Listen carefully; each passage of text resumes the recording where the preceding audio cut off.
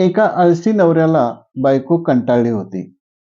बघेल तेव्हा तो चादर पांघरून झोपलेला असायचा.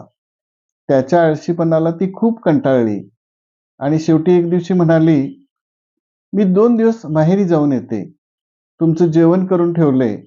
गॅसवर भात, आमटी आणि भाजी आहे. शिंक्यावर दही आणि दूध ठेवलंय. तुम्ही थोड्या वेळानं जेवून घ्या. मी 2 दिवसात परत येते." "ठीक आहे, मला समजलं सगळं. जा तू." तो परत अंगावर चादर ओढत म्हणाला आणि परत झोपी गेला. बायको कंटाळून निघून गेली.